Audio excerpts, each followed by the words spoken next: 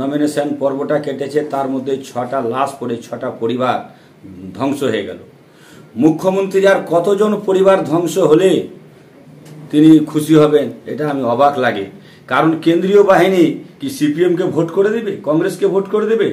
ও তো নিরাপত্তা মানুষকে দিবে, যে নিরাপত্তা বাংলার মানুষ উপভোগ করবে, একটিও মায়ের কোল খালি হবে না। কিন্তু কেন মুখ্যমন্ত্রী এরকম অভিযোগ নিয়ে আসছেন যে কেন্দ্রীয় বাহিনী দিয়ে ভোট করব না?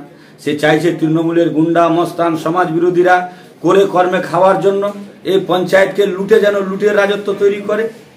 আমরা চাইছি কেন্দ্রীয় বাহিনী আসছে ভালো, একটিও আর খুন 6টার পরে না হয়, এই আশা আমি রাখছি। এই মুখ্যমন্ত্রী জনগণের মুখ্যমন্ত্রী নয়, এই মুখ্যমন্ত্রী দুর্নীতির মুখ্যমন্ত্রী, এই মুখ্যমন্ত্রী স্বজন পোষণের মুখ্যমন্ত্রী, এই মুখ্যমন্ত্রী ভাইপোর মুখ্যমন্ত্রী, এই মুখ্যমন্ত্রী হচ্ছে তৃণমূল কর্মী ক্যাডার পুষার মুখ্যমন্ত্রী, এই জনগণের মুখ্যমন্ত্রী নয়। এই তো 15 নম্বর জেলা পরিষদ আসনের প্রার্থী হয়েছেন, তো কি মুদ্রা নিয়ে জনগণের কাছে যাবেন?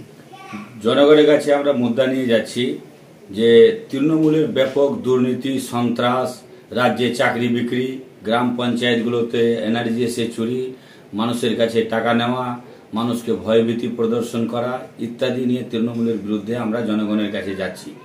পাশাপাশি কংগ্রেস এই কেন্দ্রে প্রার্থী দিয়েছেন, সেই প্রার্থী সব দল, যতগুলো ভারতবর্ষের দল আছে সব দলই করেছে। একসময় ফরওয়ার্ড ব্লক করেছে, আরএসপি করেছে, কংগ্রেস করেছিল। বিগত এই বিধানসভায় পঞ্চায়েতে দাঁড়ানোর আগে বিধানসভায় তৃণমূলের হয়ে ছাপ্পা ভোটও করেছিল। সে কংগ্রেসের প্রার্থী এরকম আজকে এই কেন্দ্রে আছে। আমি আমার জন্ম থেকে এই বামপন্থী রাজনীতিকে বিশ্বাস করেছি, যখন থেকে বামপন্থীতে ছিলাম, আছি আর থাকবো। কোনোদিন কোনো রকম তৃণমূলের লোভে পড়ে আমি যাইনি। এর আগে জেলা পরিষদের সদস্য আমি ছিলাম, জেলা পরিষদের অন্যান্য সদস্যরা তৃণমূলে যোগদান করেছিল, কিন্তু আমি কংগ্রেসের সাথেই শিবির করে ছিলাম। কিন্তু পরবর্তীতে আরও কংগ্রেস ভেঙে চলে যায়, ফলে কিন্তু লণ্ডভণ্ড হয়ে যায়। 16 জন সে বছর কংগ্রেস 13 সালে, আর 16 জন বামফ্রন্ট ছিলাম। 16 জন বামফ্রন্ট মিলে 16 জন কংগ্রেসকে এই ক্ষমতা ভোগ করার জন্য কর্মাধ্যক্ষ, সভাপতি, সভাধিপতি করার সুযোগ দিয়েছিলাম। কিন্তু কংগ্রেসের সভাধিপতি সরলা মুর্মু দল ত্যাগ করার ফলে জেলা পরিষদ শূন্য হয়ে যায়।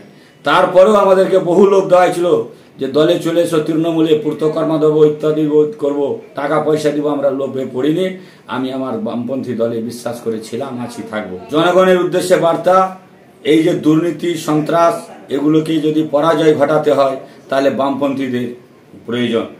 35-34 বছর বামফ্রন্ট পশ্চিম বাংলায় ছিল, আজ পর্যন্ত একটিও কোনো মন্ত্রী, কোনো নেতা কর্মী জেলে নেই, সবাই অবাধ ঘুরে বেড়াচ্ছে। আজকে এই 12 বছরের তৃণমূলের একটিও নেতা, একটিও কর্মী সেই দুর্নীতি থেকে বাদ নেই। এই দুর্নীতি পরায়ণ দলকে সরাতে বামপন্থীদের যদি ভোট মানুষ না দেয়, ভুল করবে। আমরা বলছি, দুয়ারে সরকার, দুয়ারে ইডি সিবিআই, এখন দুয়ারে মুখ্যমন্ত্রী দেখছে সব সিপিএম, তৃণমূলের নেতারা দেখছে বিছানা থেকে উঠেই দুয়ারে সিপিএম। কদিন পরে দেখবেন লালে লাল বাংলা হয়ে গেছে, সারা বাংলায় তৃণমূলের 15%-এরও ভোট বেশি উঠবে না। এ হচ্ছে ঘটনা। দেখেন, আমি সিপিএম দলের সর্বক্ষণের কর্মী। আমি সিপিএম দলে যতদিন ধরে আছি, আজ পর্যন্ত বিভিন্ন অফিস কাছারি আদালতে মানুষের কাজ করেছি। কোনো মানুষ একটিও বলতে পারবে না যে কোনো কোথাও 10 পয়সা দিয়ে তাকে কাজ করাতে হয়েছে। সাধ্য মোতাবেক যতটা পেরেছি মানুষকে ফ্রি সার্ভিস দিয়েছি। যতটা যখন ডেকেছে, রাতে দিনে সকালে আমি ছুটে গেছি, মানুষকে কোনো খুঁজতে হয়নি, আমি মানুষকে খুঁজে নিয়েছি। সেই কারণে বলবো, আমি মানুষের কাছের মানুষ, কাজের মানুষ, এই কারণে ভোট আমি আশা করছি। পশ্চিমবাংলায় যত দুর্নীতি হয়েছে, সমস্ত দুর্নীতির টাকা আদালতে লড়তে মুখ্যমন্ত্রী খরচ করেছেন। তাহলে দুর্নীতি করেছে তৃণমূলের নেতা কর্মী মন্ত্রীরা, আর টাকা যাচ্ছে জনগণের পকেট থেকে।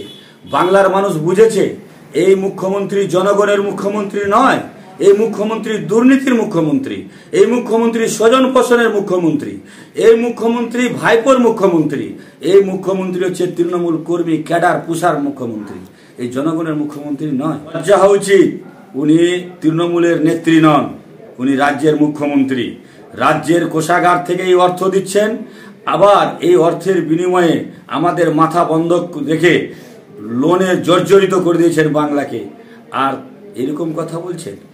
এই যারা এই কাজ করেছেন, যেরকম কথা উচ্চারণ করছেন, ওনার মুখ্যমন্ত্রীর কোনো যোগ্যতাই নাই। মুখ্যমন্ত্রীকে যদি কোথাও কেন্দ্রীয় বাহিনীর সাথে জনগণের সংঘর্ষ হয়, তাহলে মুখ্যমন্ত্রীকে জেলে পড়া উচিত, কারণ তার উস্কানিমূলক বক্তব্য একজন মুখ্যমন্ত্রী হতে পারে না।